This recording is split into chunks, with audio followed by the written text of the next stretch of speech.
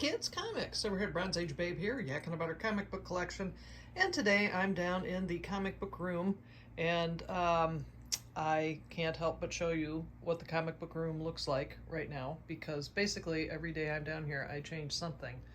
But I'm here because I have added to my my tray of comics, and I wanted to talk a little bit about this. This tray of comics is devoted mostly to, actually all, to reprints and facsimile editions, actually I should say, facsimiles. So I've added a facsimile edition that I want to talk about. It's this one, Year One.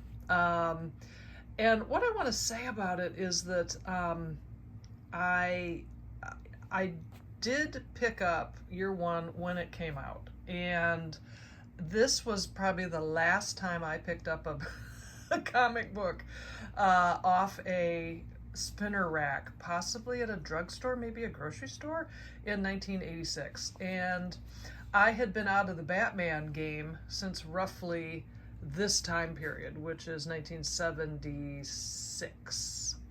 So I had been reading and collecting for a while, and so I was used to the Batman books being what I remember from late Silver through the Bronze Age. And I remember being at the store and thinking, you know what, hey, that is an outstanding cover.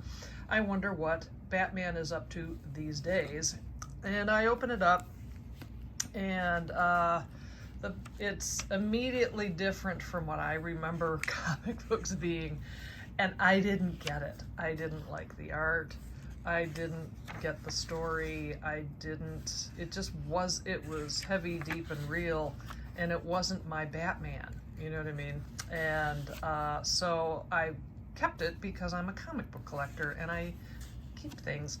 But I stored it away, and just, you know, as part of the collection.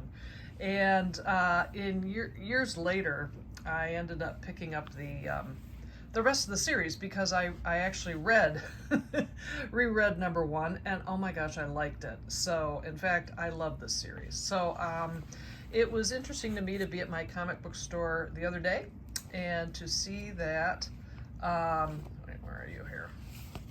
Original? Facsimile, that they came out with a facsimile, not only of part one, but all the parts. I only picked up this first one because I was like, you know, I really would like to compare and contrast the facsimile versus my original. And obviously you can tell that they've, you know, lightened up the colors on the cover. I don't know if I like it better. In fact, I don't. I like the original much better than that. And now what I think is interesting is that I actually like the color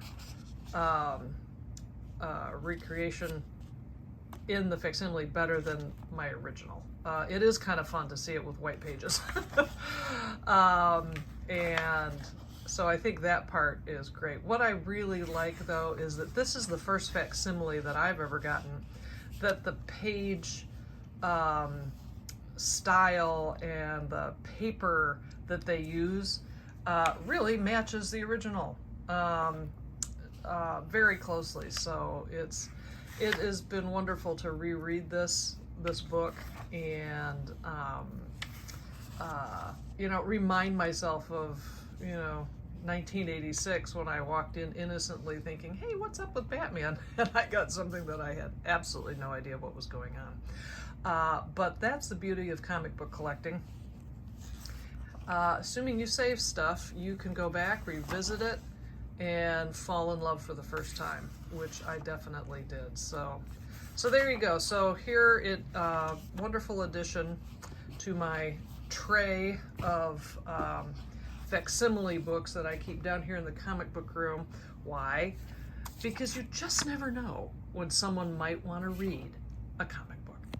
Well, thanks so much for stopping by. I'll see you next time.